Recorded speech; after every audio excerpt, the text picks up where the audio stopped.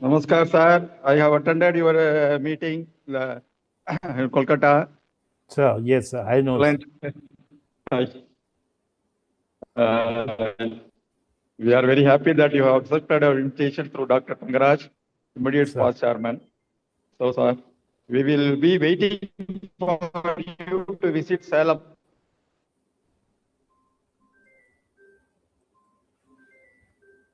Okay, sir. Can we start in 1-6? Sure, sir. So, Sadi sir, can we start, sir?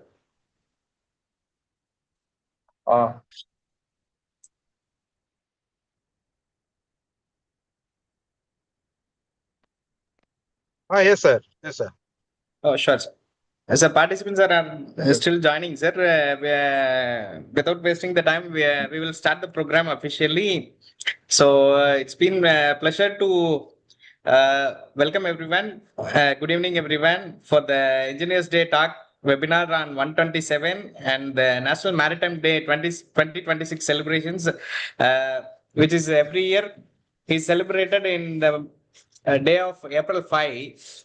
So with this, why it is celebrated is the historic voyage of SS Loyalty in 1919, the first Indian owned ship that sailed from Mumbai to London and marking the bold step towards the maritime self-reliance.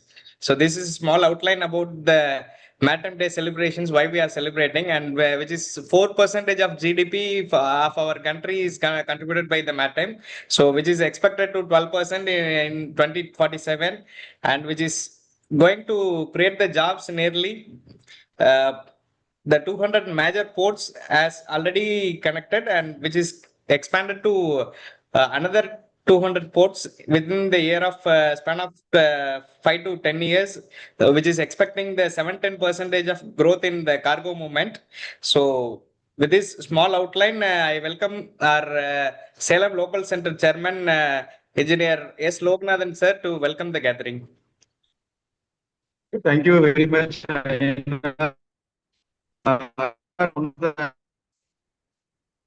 Number for this engineers talk forum. Thank you very much. First, I thank Dr. Tangaraj fixing our Maritime Board Chairman, real leader in IEI for today's chief guest.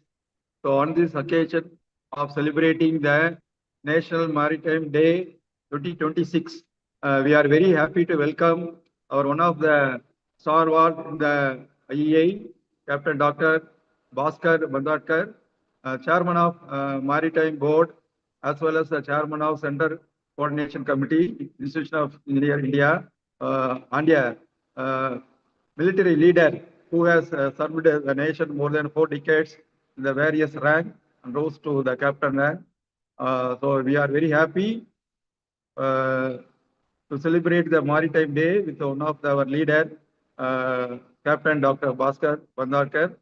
Namaskar, sir. Welcome, sir. So on behalf of all committee members and the members of the Salem Local Center, we are very happy to welcome this day for the engineers talk, sir.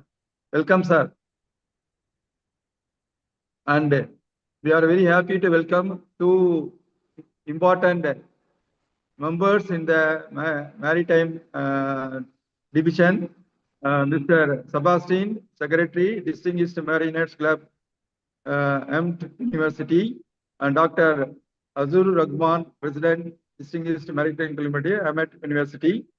So we are very much thankful for accepting our invitation through our Honorary Secretary, Dr. Satish Kumar, sir. Welcome, sir.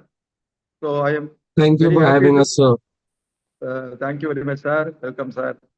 We are very happy to welcome Dr. R. Satish Kumar, our Honorary Secretary, and Dr. Tangaraj, immediate past chairman, Dr. Daumani, immediate Honorary Secretary, all the committee members, council members, most importantly, all the members of the Salem Local Center and student members for this celebration of National Maritime Day with the 3 important speakers. So on this occasion, I heartfully thank Dr. Tangaraj and Dr. Satish Kumar fixing these 3 important speakers as chief guest and keynote speakers. And I request all the members kindly participate till the end of the meeting. And at the end, we can interact with these members so that we can know more about the maritime India empowering progress. I think this is the title framed by our today's chief guest, since he is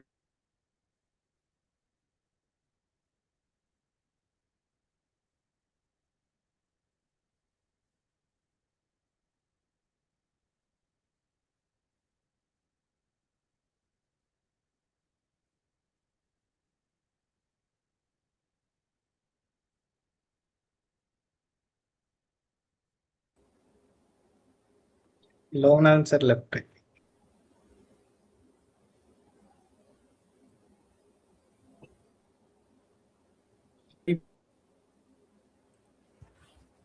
Lone answer, is it? He got some net problem. Yeah, I think he has some network problems there. Yes, sir.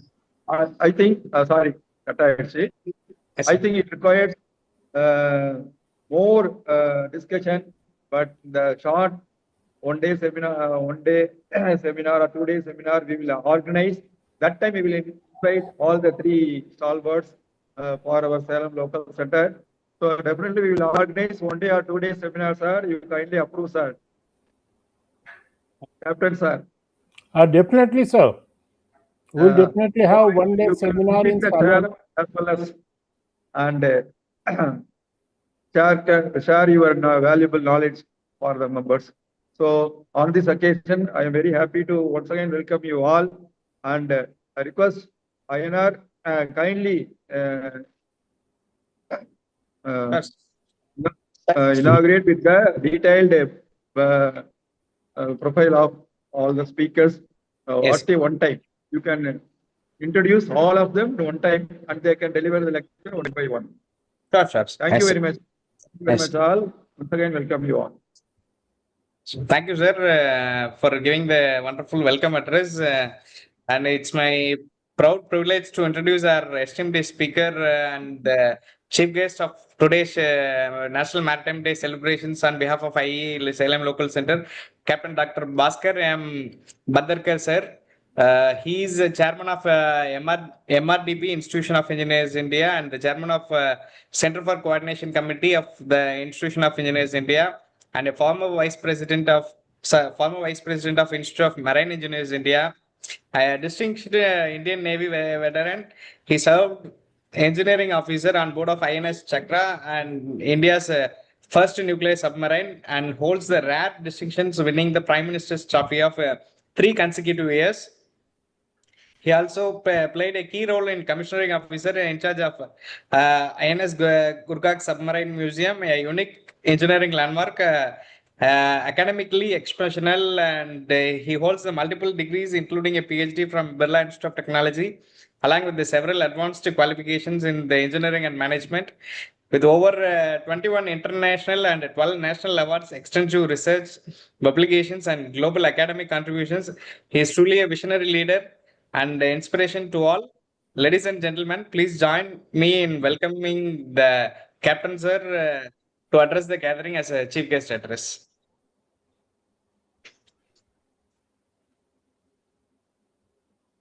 Captain Sir, now the platform is yours to start the presentation, start the sessions.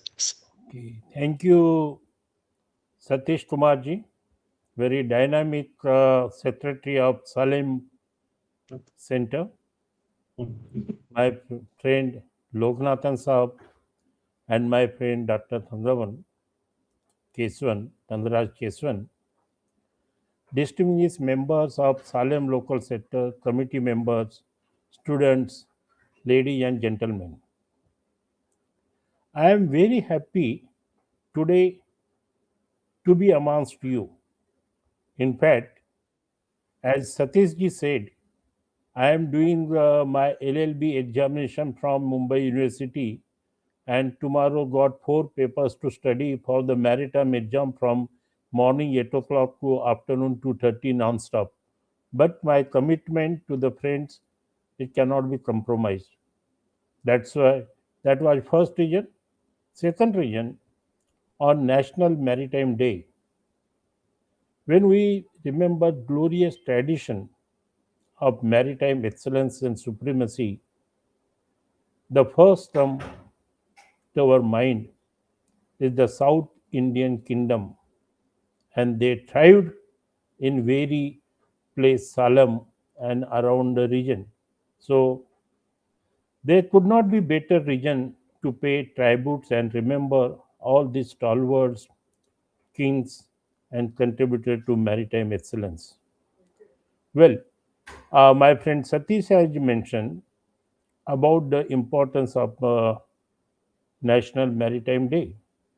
He mentioned 5th April, SS Loyalty sailed from Mumbai to London. London. Yes. It was event, landmark event, but for India, the significance goes much beyond that. It was a start of independent entrepreneurship in the maritime domain. It was the symbol of patriotism and struggle for independence. And that's why it is important to all of us. Maritime excellence is not new to Indians. If we go our if we scan our heritage 8,000 years back, there are a lot of mentions about our maritime heritage, maritime excellence. And if you remember, the first dry dock, which is essential for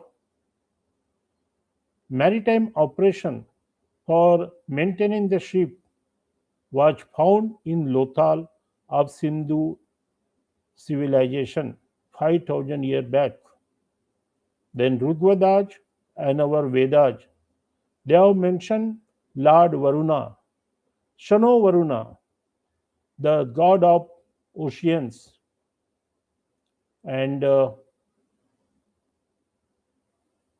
thus, Rigveda also gives lot of information regarding maritime excellence that time.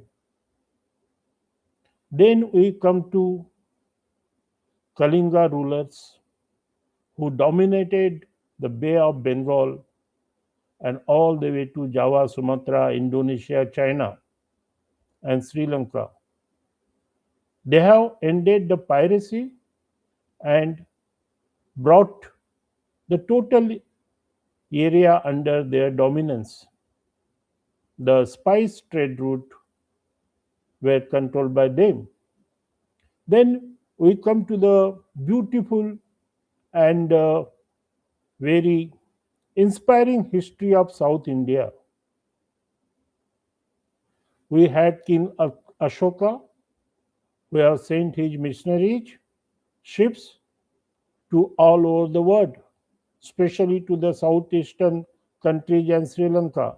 Then, from 3,000 years before Christ to 3,000 years after Christ, we had the rule of Sangam states. To proudly remember what Chola, Pandya, Pallavas, again Cholas. The Rajendra Rao Chola was one of the great person who established supremacy. The very area of Trichy, Nagapattam, Salem, Tanjore were prospering that time. That was our legacy. But slowly, when the new trade routes were discovered, the foreigners, Europeans started invading India. Vasco da Gama was the first one to reach Indian soil in 1498. They came as a businessman, they came as a folded hand, but slowly started advancing their military, advancing their power. In those days, the king of Jamurin, He had his Admiral Kunjali Marakkal. Kunjari Marakkal dominated the western seacoast of India. They did not allow Portuguese to get ingress into Indian waters. They have employed the so-called asymmetric warfare. What is asymmetric warfare? In easy word, it is the guerrilla warfare. We know that Europeans were better in technology that time. They had discovered the firepower and their ships were strongly built. Thus, the Kunjali and the Indian seafarers, they adopted guerrilla warfare, smaller ships, surprise attack was their tactics. Well, not only Kunjali Markar, we had Rani Abbakka, Rani Cherabhaira Devi from Karnataka, Umayama from South India, and King of Travancore, Verma the dynasty. All these people, they have registered and established their foreign power and established their supremacy. Slowly, when Britishers came to India, our own Chhatrapati Shivaji Maharaj, a great visionary, he has established many seaports, built up a strong Maratha navy, and his famous admiral was Sir Khel Kanoji Angre. However, slowly, the Indian dominance came to end. The Britishers ruled, and their first motto was to destroy our industry, our entrepreneurship, and our moral. They have imposed heavy taxes on Indian industries, Indian shipbuildings, and Indian shipping operations. Today we see Trump. The Trump is not the one who is threatening the world with the tariff. This was their long followed tactics of Europeans. Well, they have ensured everything, they have adopted all the tactics to kill the spirit of entrepreneurship in India. They wanted India to be slave so that their foreign goods have a marketplace in India. Well, after independence, not much of the thing happened in the shipping industry or maritime domain. If you see today, our 95% of global trade is being carried out through the sea routes. What is our share? Our share is 1.2% tonnage.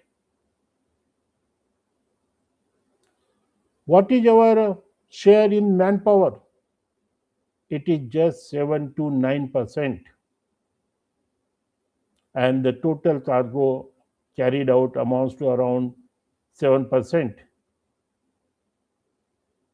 For transit operation, we have to look for Singapore or Dubai or some other ports. So this is not favorable condition for India.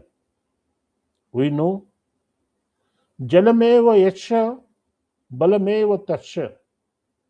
The one who rules the water rules the world. And how true it is in today's condition. We are seeing because of strong naval dominance, military power, and proximity to sea routes, Iran is detecting terms. Iran did not compromise. Even the strongest nation, America, they have to beat the bite. Well, so if we have to make India 5 trillion economy, this dream will not be possible without blue water economy. India got to excel in maritime domain, shipbuilding, ship repairs. Well, what we can do for this? Maritime power, empowering progress. How? How it is possible? Well, our Honorable Prime Minister, Sri Narendra Modi ji, the great visionary and the great leader, has given us few mantras. अमृत काल में shipping. In 2047, we should be progressed maritime nation, developed maritime nation. What we can do and what we have to do. The first thing on this agenda is the port-led development. Since you are from Salem and nearby area, you must be aware of Sagarmala project.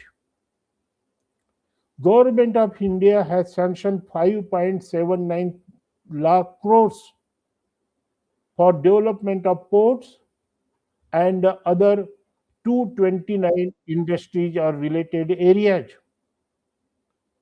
If the port are developed, more cargo, more merchandise will come. It will generate more ancillary industries. It will develop entrepreneurship. Today, the maritime domain is supported by all the field of life. There is a scope for doctors, medical professionals. There is a scope for cooks, stewards. There is a scope for electronic engineers. There is scope for electrical engineers, mechanical engineers. There is a scope for agriculturalists. From every walk of life, including the lawyers, there is a huge scope in maritime domain. So once port-led economy takes place, we'll have more roadways, more railways, and more airports. This will lead to the growth of ancillary industries. It will generate more employment and the economy will bloom. The second important area is training. We have to train our manpower, our people, so that our percentage in the overall global market grows up. We are very good. Our seafarers are respected for their skill and knowledge. For that, we'll have to embark to the digital systems. We got to have more simulators.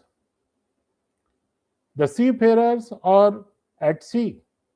They are far away from the coastal areas, and thus it is very difficult for them to visit, do some physical course.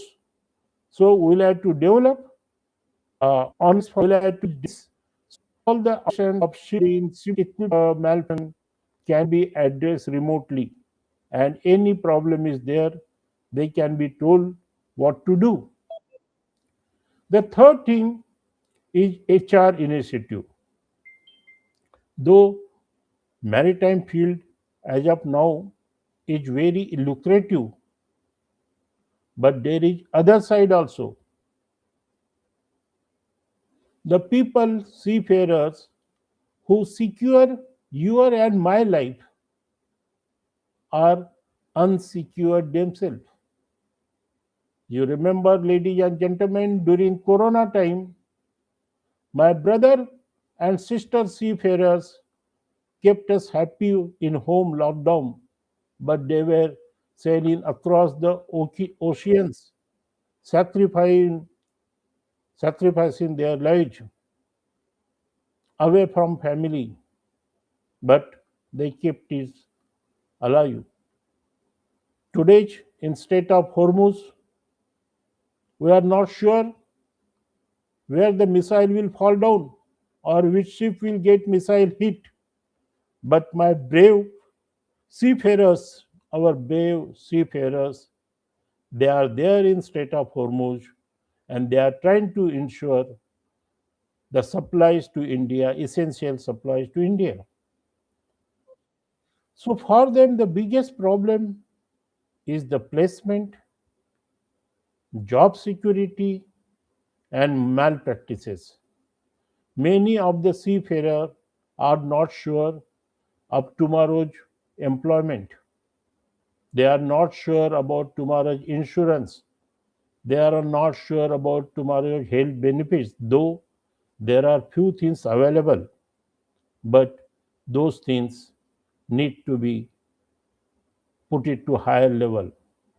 And we all need to support this initiative. Our policymakers and the operators, they need to look into in empathetic way.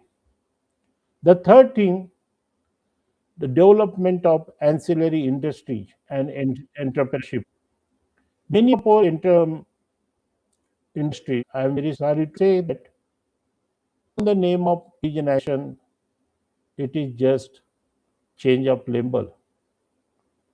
We believe in jugaad rather than believing in innovation. I want to be very honest with you. It's fine, but we got to invest into research and development. We have to develop new products. You will be surprised. Today in the market, there is not a single Indian developed diesel engine. The diesel engine, which is the basic of anything, is not yet developed to that extent in India. We are surveying Wärtsilä, we are surveying MAN and other foreign companies. Unless we have our Indian brand, it is not because of we cannot do, we do not have talent. It is because of entrepreneurship and the ability to take risk. Well, this day is very important to all of us. This day, we have to remember our seafarers, honor them, respect them, and at the same time, we have to resolve that whatever way possible, we contribute to the maritime growth of India.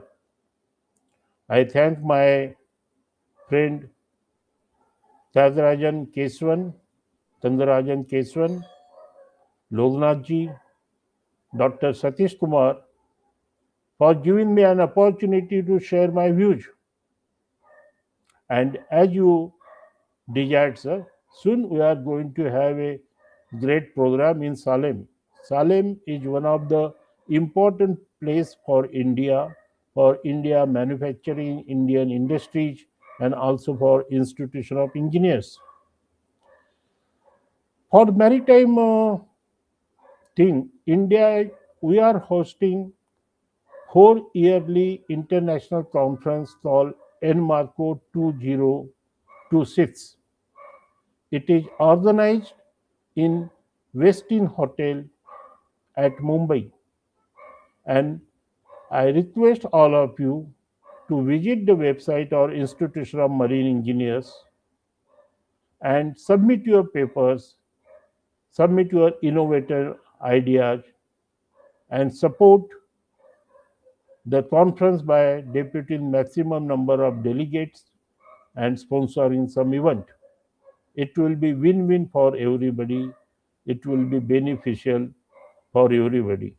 Finally, again, thanking my friend Dr. Thandarajan Keswan, Loganathan sir, Dr. Satish Kumar, and all the committee members and distinguished members of Institution of Engineers and Dignitary present online. Thank you so much. Thank you indeed. Thank you, sir. Thank you. Really, your speech is very much enlightened about the Maritime Day celebrations, especially the initiatives like Harit Sagar, the India is moving towards the green ports and the blue economy, those kind of things. And India is moving towards the hydrogen fuels and renewable energy with the vision of achieving the 100% green inland vessels by 2045. That's a great thing, sir. So we are so excited to hear from you in directly on behalf of Salem Local Center. Thank you so much, sir. Exactly, you are mentioned those who are handling the river. The ocean is not just a boundary for India; it's our great gateway to progress for everything. So that's a great thing, sir. Thank you so much for enlightening about the Maritime Day celebrations. Thank you so much, sir. With this. I invite the keynote speakers. 1 minute, INR. 1 minute, Sir, INR. I thank yes, him personally. yes, sir. So, we are very much thankful for your wonderful lecture, sir. Indeed, you have to share more your knowledge to the seminar like this. So, we are very happy that soon we will organize a one-day seminar on maritime division, sir. I think INR can host that. Sir. And we have one committee member also. It's an interesting topic, INR. Definitely, Sure, sir sir. will approve. Sure, sir. Definitely, Definitely, sir. our division board chairman will approve. Sir, today night If we we will host it, sir. submit the proposal to you, sir. Sir. Okay, sir, Yes, no sir. problem. Please, sir. Captain, Sure, sir. sir. He is a very active member in Salem Local Center, sir. Sure. INR is placement officer for our institution. He is placing every year 500 students, sir, all Oh, over India. that's nice.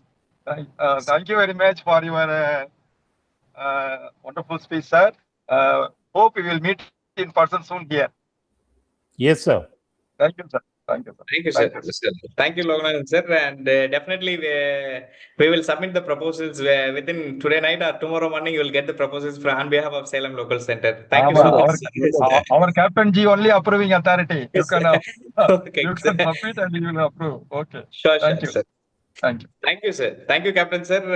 With this, I invite the keynote speakers, the two young buddies, Mr. Sebastian, Secretary of Distinguished Mariners Club, and Mr. Arizur Rahman, President of Distinguished Mariner Club from Ahmed University. So, we welcome both young and dynamic Mariners Club members to share your views in this platform.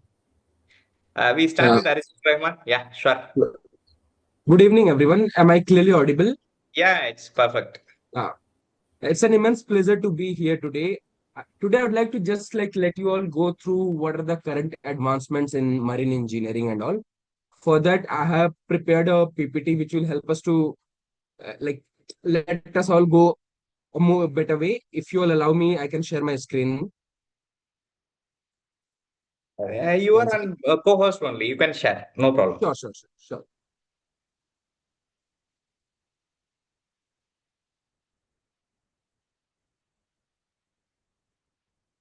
Hello.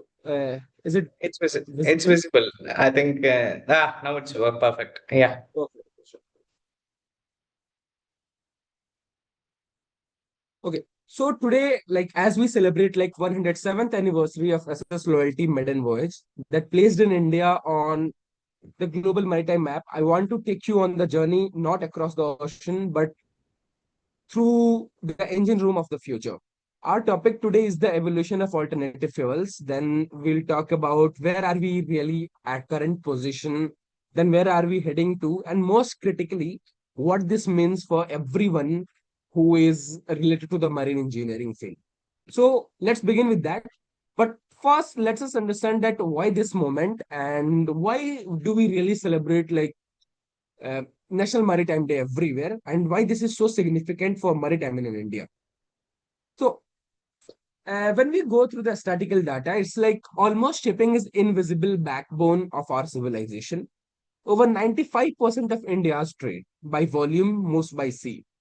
We have more than 2.5 lakhs Indian seafarers on vessels worldwide, the sixth largest national fleet globally. These are numbers that command respect. But here is the inconvenient truth. International shipping contributes approximately 2.5% of the total greenhouse gases. And this may sound small, but in absolute term, we can say that this industry alone emit around 940 million tons of CO2 every year, comparable to which if we compare with any other countries and all, then it is like animation which is being generated by a country alone. Now look at the four numbers which you can see here.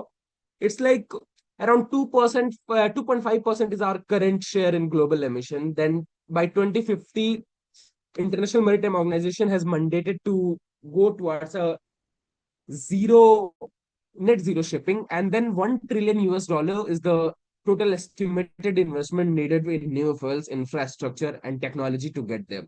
Now, around 40% of the minimum reduction in carbon intensity, we must achieve it by 2030, which is really a big number to achieve. And we are slowly progressing towards it by bringing different type of new technologies like alternate fuels, then multiple type of fuels, and then like retrofitting the previous ships and all. Now, one second, sorry. Now, when we look into this, you see that this is not just a theoretical problem. This is a worldwide career that will unfold. The green transition will no longer be a choice. It will be commercial, regulatory, and moral imperative. Let's look into the catalyst of change. Like, what are the things which is currently driving the shipping industry? When we look into that, it's like regulations are invisible rudder steering the shipping industry course. There are major six key frameworks which is working, which is in work in today's time. The very first one is IMO Tier 2. We can see that around it has been in focus from 2016 only. It mandates around 80% reduction in nitrogen dioxide reduction, then emission of commercial vessel operation, then like particularly controlling in like emission reduction in special areas like North Sea, Baltic Sea, North American coast. If you're sailing on those routes, you need to understand the SCR EGR system intimately. Now we have another thing called EEXI, the Energy Efficiency Existing Ship Index, which has been mandatory since 2023. Unlike EEDI, which is applied to new ship, XC applies on the existing fleets. Ship that fail to maintain the baseline must either fit power limitations devices or install energy saving technologies. The very third thing is the carbon intensity indicator, which is like operationally, we can say, very significant when you face on board right now. Like every ship gets an annual A to E rating based on its actual carbon output per ton mile. Now, when we look into this, A, D, or E rating triggers corrective action plans. As a chief engineer, your operational decision will be changed completely. And then again, you have to look onto different things like fuel selection.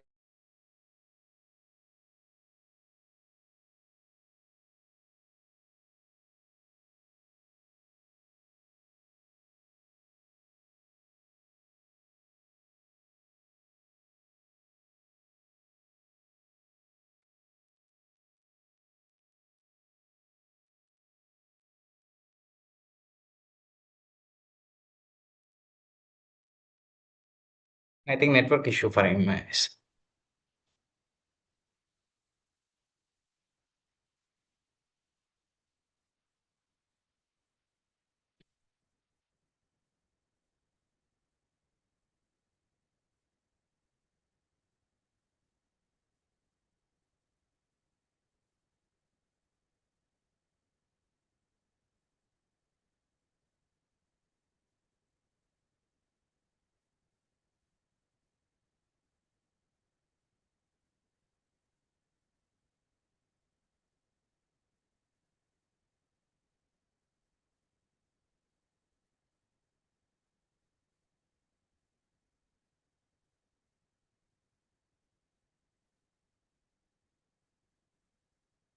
What happened, sir? Any network problem? I think his network Yes, is sir, sir. he's just He's rejoining. facing network issues currently. Yeah, he's just rejoining. Yeah. Yeah.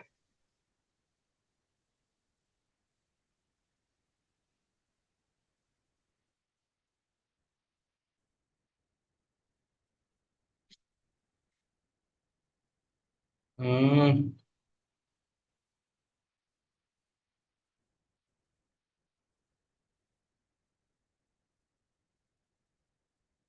He's joining and left.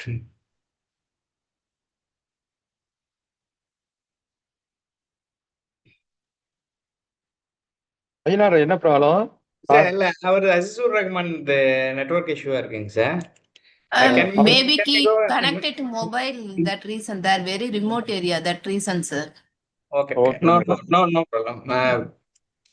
Sir, you call that next candidate, Sebastian. இல்ல sir இந்த join பண்ணிட்டாங்க. அசீசுர் Rahman sir join பண்ணிட்டாங்க. Okay.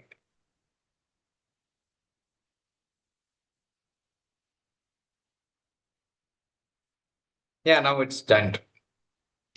Yeah, you can unmute and speak, Azur Rahman. Yeah, sure. I'm really sorry.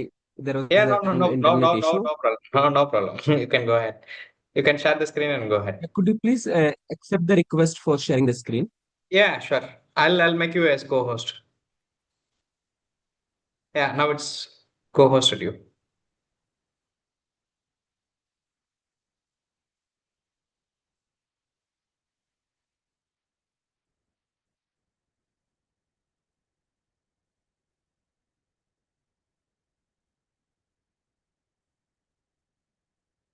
Rahman, is this audible? Yes, sir. Audible. No problem. No. For him, I'm asking him. I think he is again left. That's why I'm asking.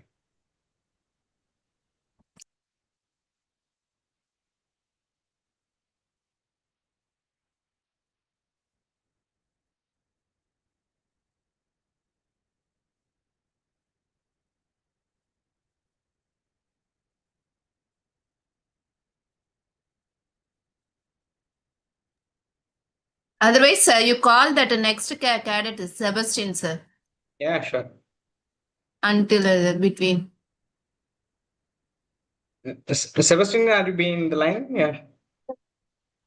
Yes, sir. I am on. Can we go with you? We'll wait for Azur. You'll continue with me, sir. I'll start. Okay. Thank you, Azur. Since for due to the technical issues and network issues, he's not able to continue the session continuously. It's been my pleasure to welcome Mr. Sebastian AB, the Secretary of Distinguished Mariner Club from Ahmed University, to start the presentation as a keynote speaker. Thank you, sir. So, a pleasant evening, everyone. So today I'm going to share about certain insights on how the marine field is developing now currently.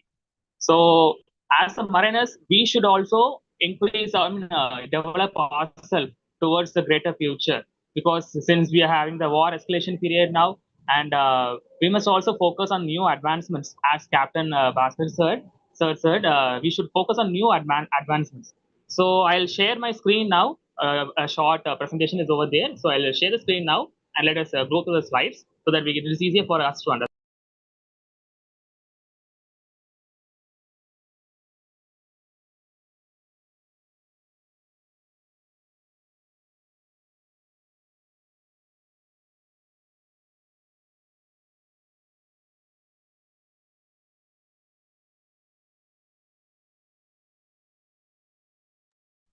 Is the screen visible?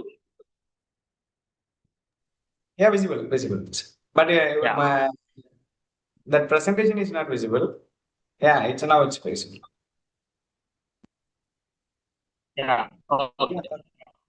You can rotate this. Yeah, perfect. Okay. So I'm going to discuss about the multidisciplinary future of maritime careers. So today's maritime employment is at a structural breaking point. Okay, carry on, Sebastian. It's okay. Yeah, okay. So the maritime employment is at the structural break point. So this is not a temporary market dip. It is a long-term shift actually. So when we look around the countries like Denmark, the unemployment among the cadets, I mean maritime people, engineers, is efficiency is very low. So we aren't just facing a recruitment imbalance, but we are witnessing a shrinking of domestic workforce. So we are losing decades of operational DNA. That is, our senior engineers are retiring sooner, and the junior engineers who are joining on board ship have a very, I mean, sorry to say this, but they're having a very less stability and capability to showcase themselves because of the current situations. So the current crisis which is happening over there is the geopolitical reality. So compounding this in the 2026 Iran-US conflict, it has turned the merchant navy into a frontline. So we are having a crewing crisis where tankers are commanding $5 lakh a day, but yet we struggle to find crews willing to face mental toll after a Strait of Hormuz issue. So the map has already been changed. So the area where we play, where ship routing is there, is already been changed now.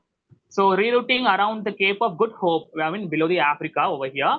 So this adds 14 more days to the extra voyage of our vessels. So this creates a paradox. So where we need more personnel for longer routes at the exact moment of crewing, which is weakening nowadays.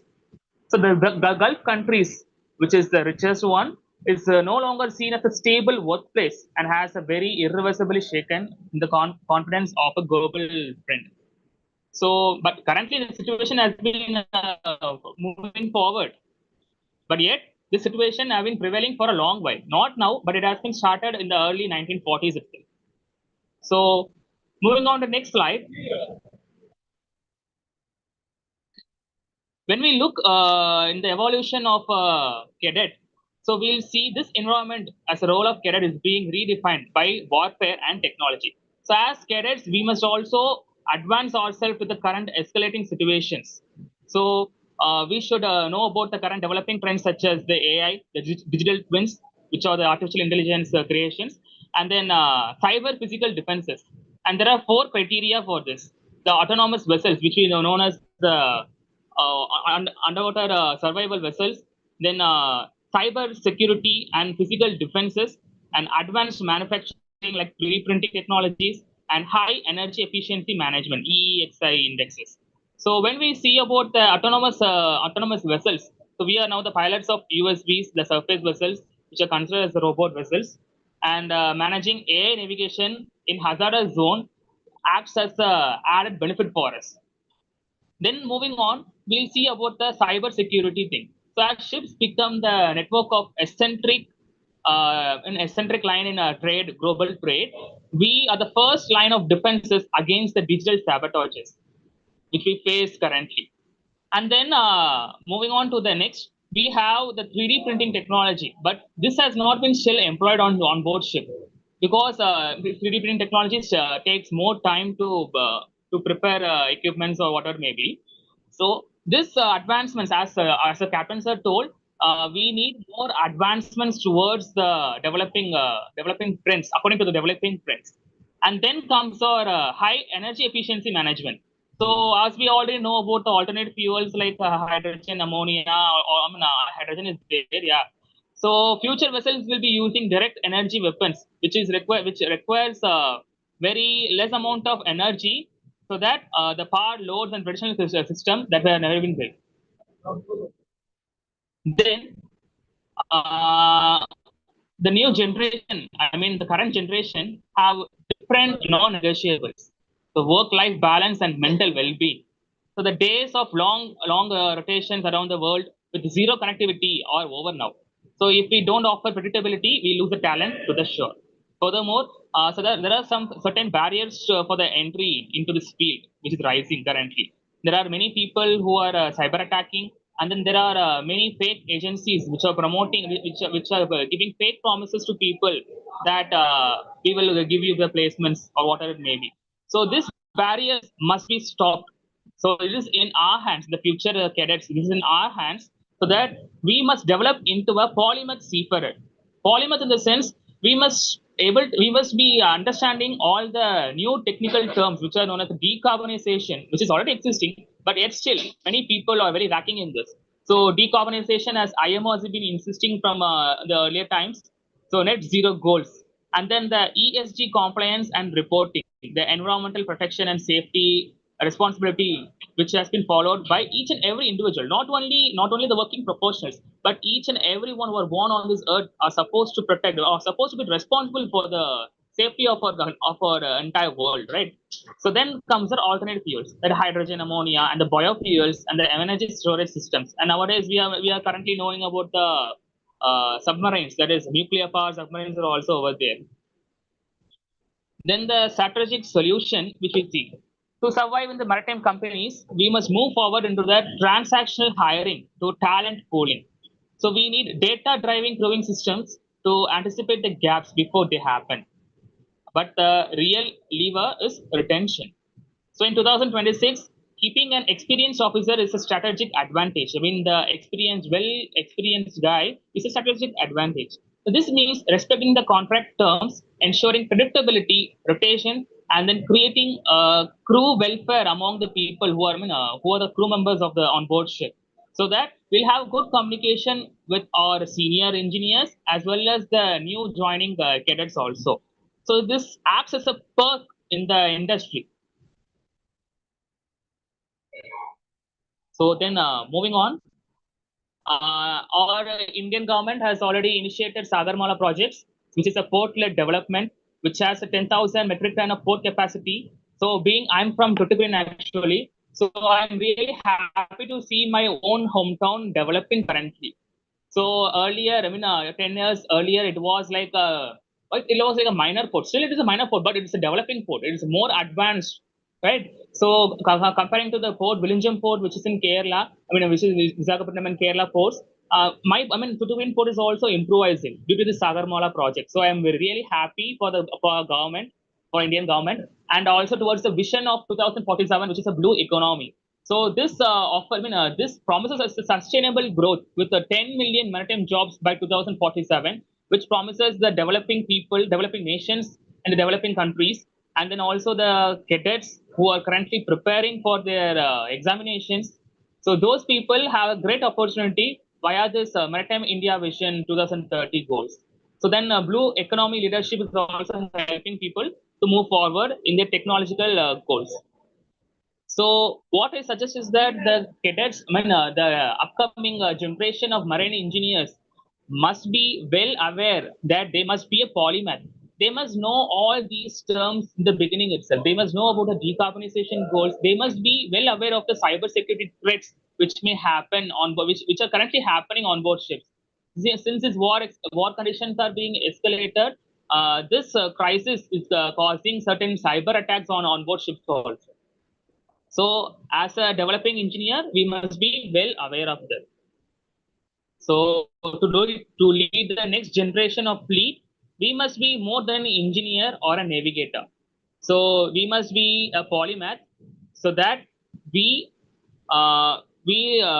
does not have a technological disruption as a threat, but as a new tool to our development of the nation.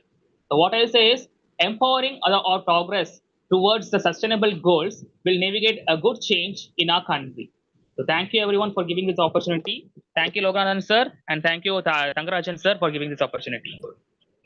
Thank you, Sebastian, for highlighting the opportunities and the green frontiers like ESG, alternative fuels, and the carbon decarbonization, those kind of things. You are perfectly enlightening about that.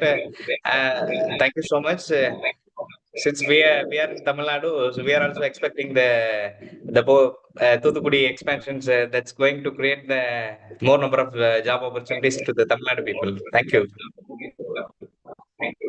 Yeah. Sure. Azur Rahman, are you in the line?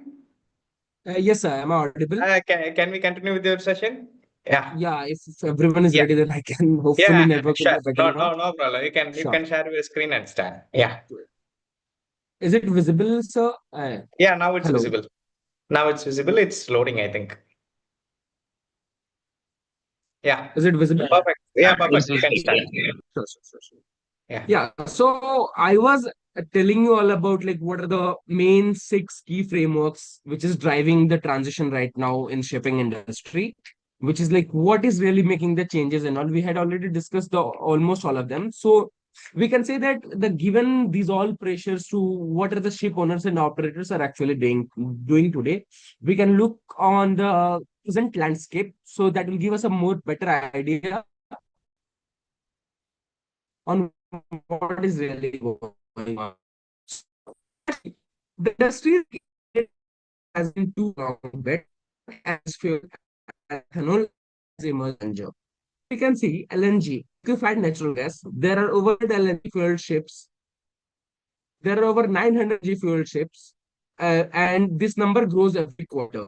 The case for LNG is strong. It cuts CO2 by approximately 23% versus heavy fuel oil, virtually eliminates the sulfur oxide, and dramatically reduces the particulate matter. Now, we can see that this infrastructure is maturing really well in Singapore, Zeesburg, and now we can see in the Amrit Kal vision, there was a lot of investment which were made for 2 to 3 different ports on which like LNG operations are are made more viable, which out of which one is Kochi, which is developing the LNG bunkering capability now. But now LNG is not without its challenges. Of course, like it has its own challenges, like storing it at 162 degrees Celsius, and then anything colder than that, it also demands the cryogenic tank, and then crew must be qualified under the IGF code. Critically, the methane slip problem we have. On the right hand, we can see that we have methanol. Maersk has made a bold bet here. Their vessels Laura and Neri Maersk are operating on green methanol right now. Methanol is liquid at ambient conditions, no cryogenics, simpler to store and handle, which makes attractive for retrofit project.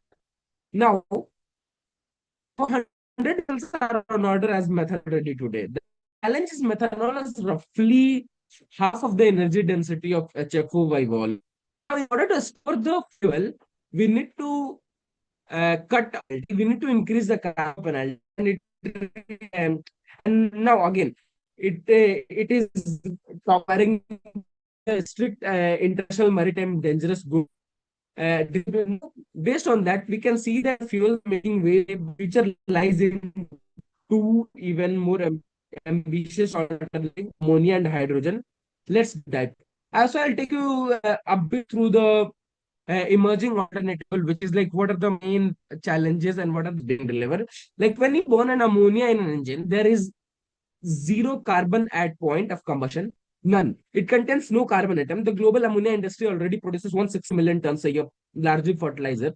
And India has been also a part of this, as we know that India is one of the biggest consumers of fertilizers and all. So the production of ammonia can be really increased in India, which will help like more ships to dock in India. Now the thing is like Man Energy and Wing both are the two main shipping companies which are working on the ammonia engines, this is already under development, and major operators like Maersk and YKK Line all have ammonia fueled pilot vessels targeted around 2025-26. But it has also its own challenges, like it's highly toxic, then threshold limit value.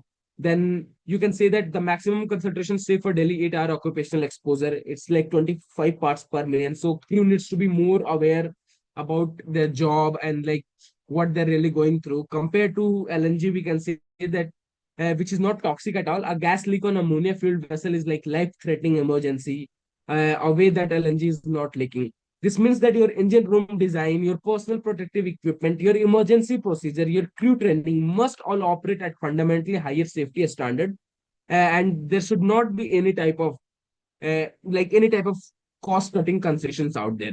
Now there are NTO slip, like nitrogen oxide slip problem also. We can say that this is as laughing gas, which has global warming potential of 265 times higher than CO2.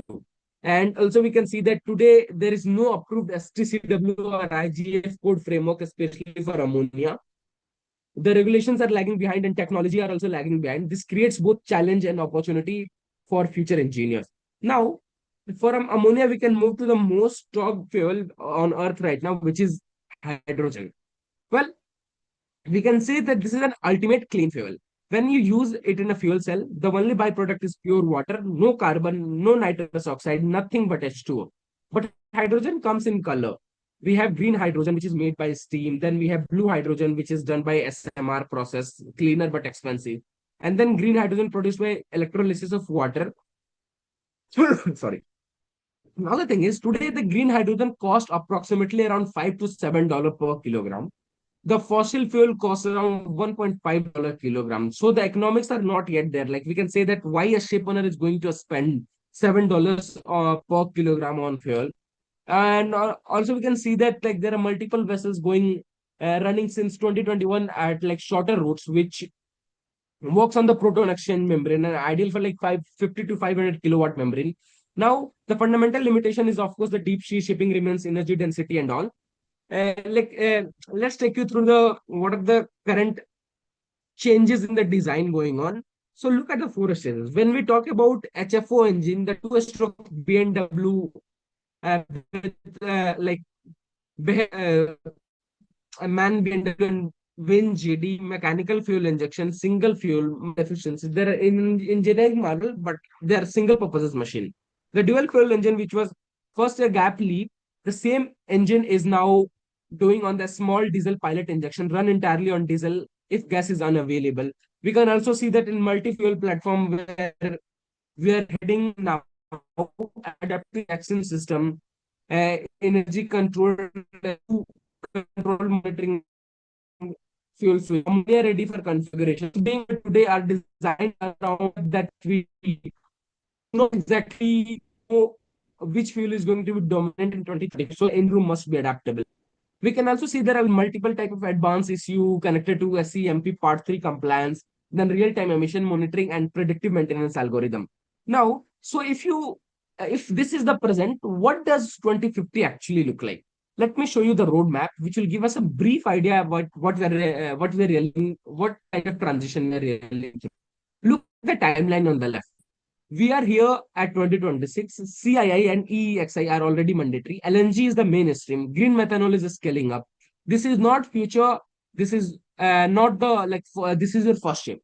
By 2030, just 4 years away, we can expect like hydrogen ferries to be commercially common. By 2040, we can expect the most ambitious project, which is zero emission corridor, which will start from major port like Singapore to Shanghai, Mumbai to Colombo, where ships will be expected to use exclusively zero carbon fuels for the entire vision. And this was also the part of Amrit Kal 2047 vision, when during the last year, National Maritime Day only, like government announced multiple project efficient, and out of which this was one of the major point to make the all Indian coastline work on zero emission and like work on zero emission area and like on zero carbon fuel by 2040. By 2050, we expect to hit net zero, the entire international shipping industry, zero net green gas emission. How do we get now the thing is, how do we get from here to there? The three pathways is right to tell you: biofuels, e-fuels, and multiple fuel future.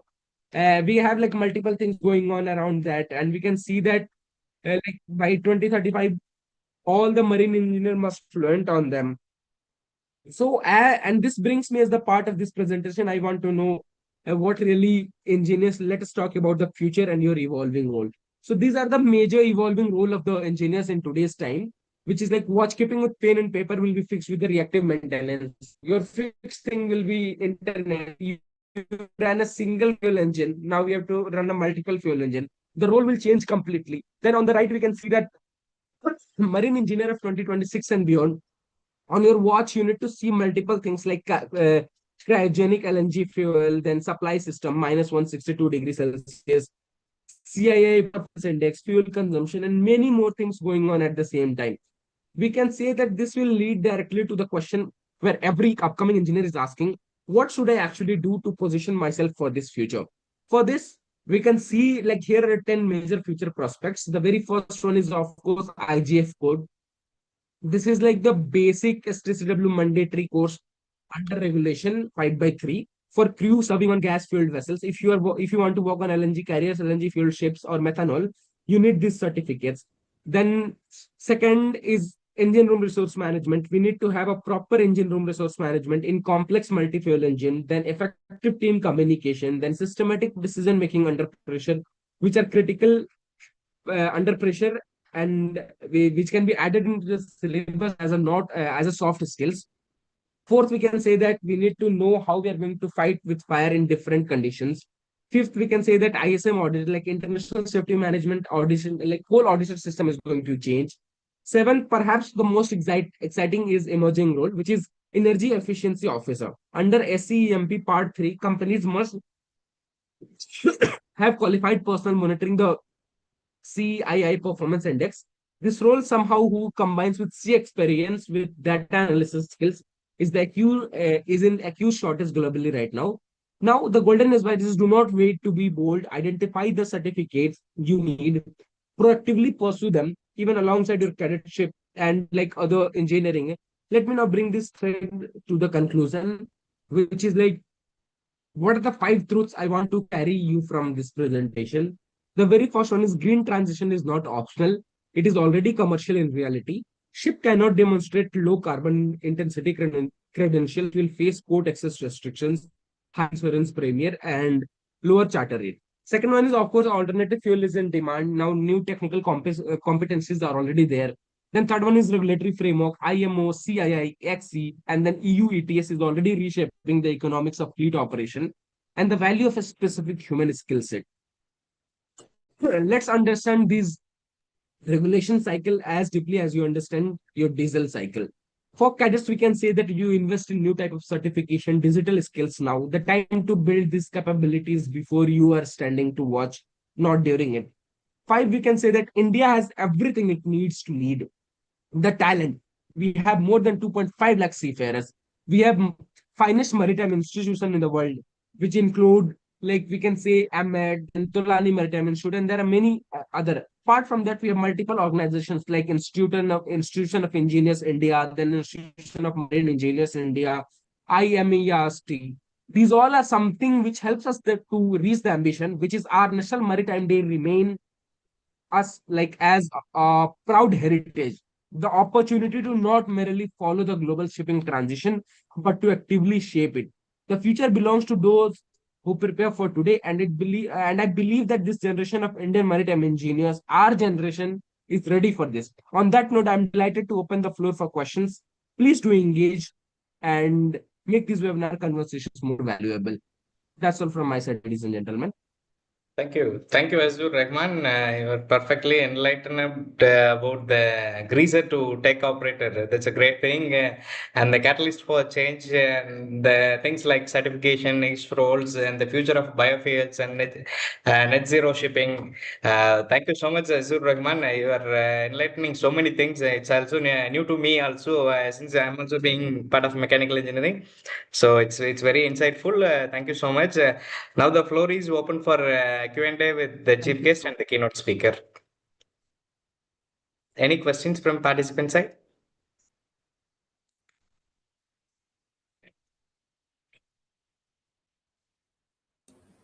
Bhaskar sir?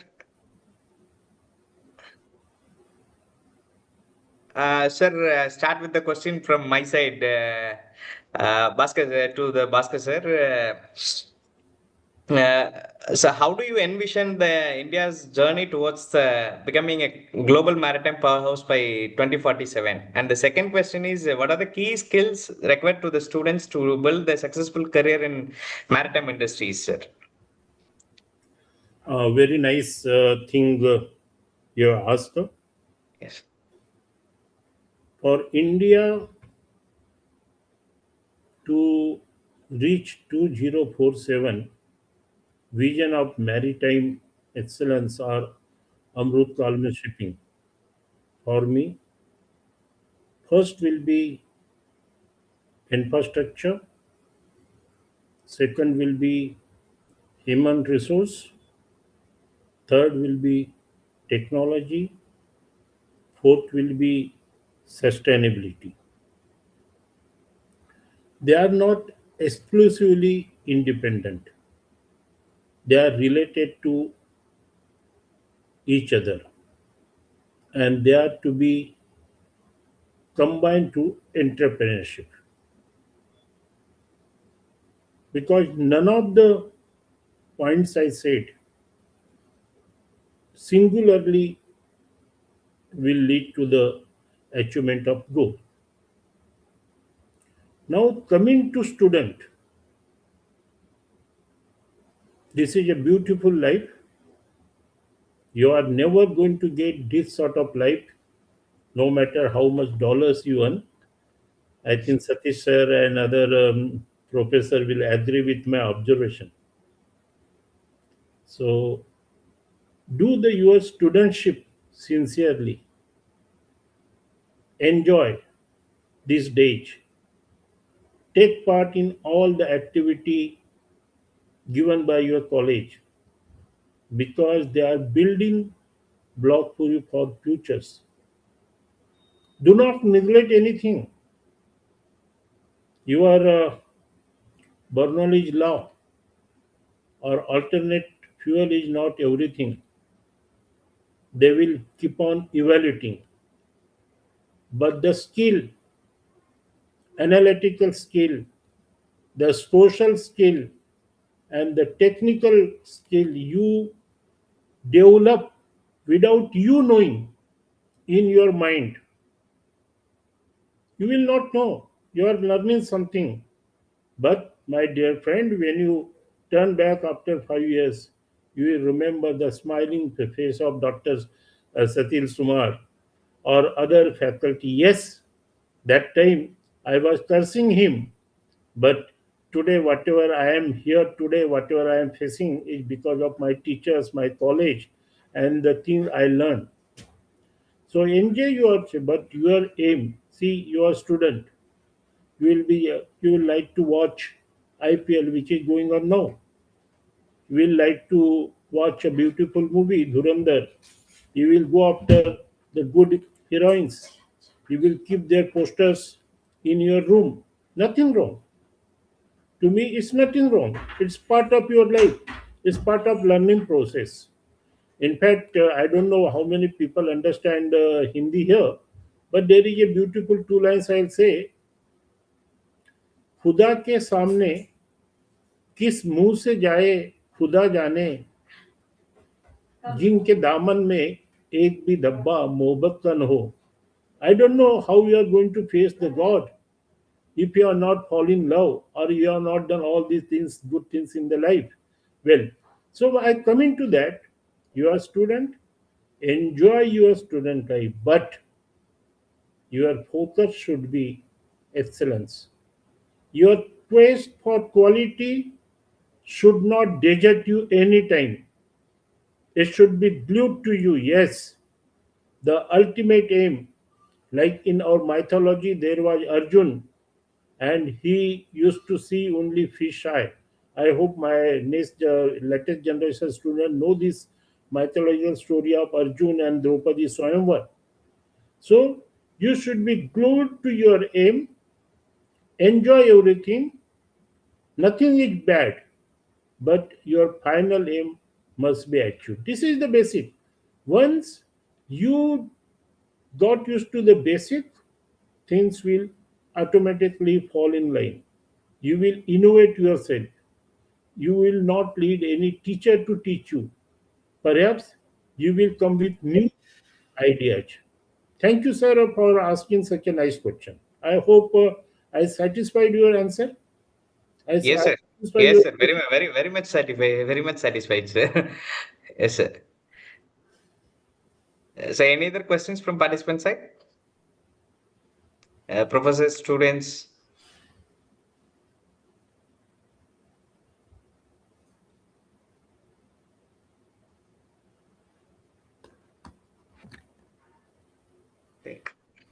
So, good evening, sir. Yeah, Sheila, you can ask. Yeah. So, the overall session is wonderful and it's really very informative for us. Being we are an engineering person and very new to marine sector. So, this is a eye-opening session for us, sir. So, thank you for the wonderful session. Thank you, sir.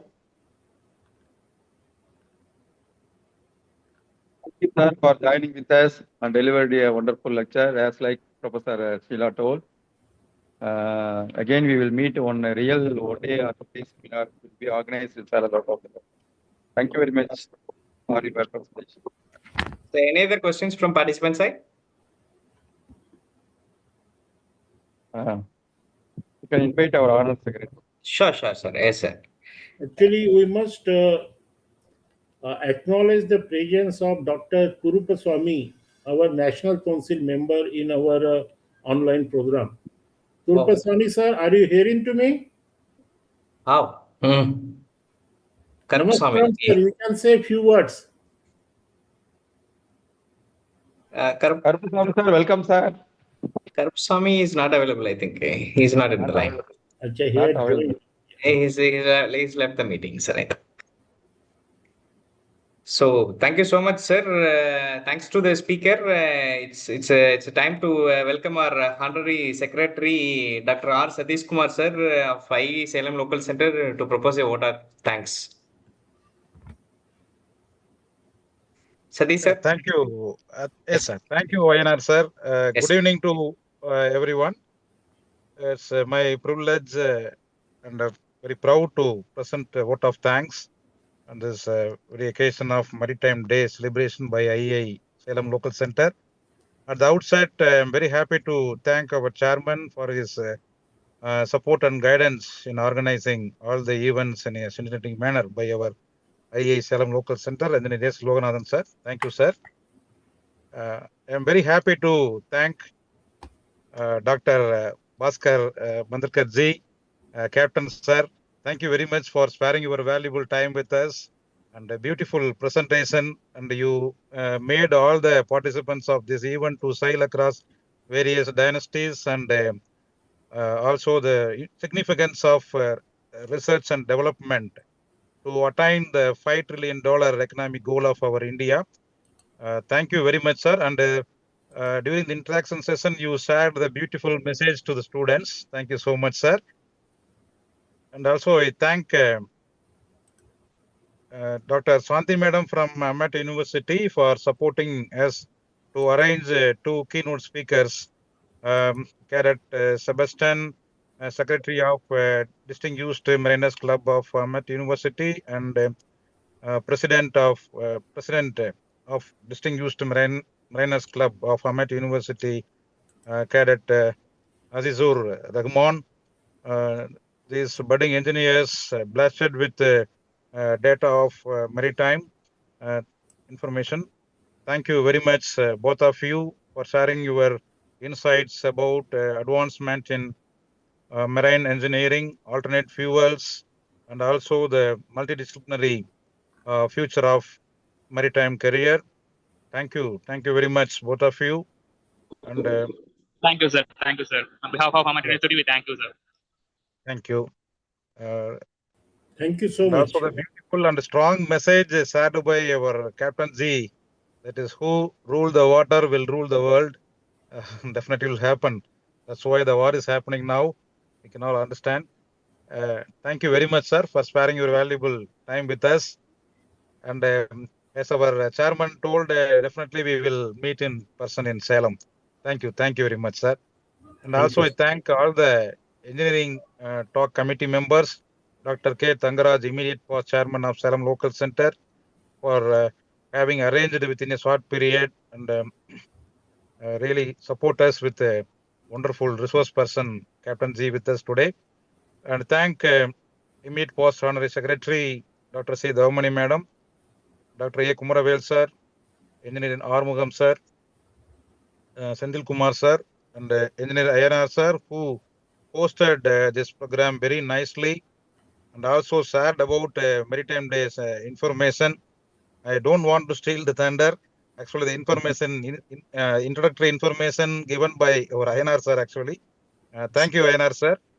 Thank And you. also, Thank I you, sir. thank you, sir. Thank you, all the participants, senior members from National Council and other state council and our Salem Local Center, staff and student members of our ISLM Local Center and other engineering colleges, everyone, we're very happy and also thank to join with us this wonderful evening. Thank you all. Thank you. Thank you. Thank you, sir. Thanks to the participant. Thank you, Captain, sir. We would like to end up the meeting with आपका ज्ञान हमारा लिए मार्गदर्शक प्रकाश है जो हमें आनंद संभवायन किए और जाता है. Thank you, sir. Thank you, Bye, sir.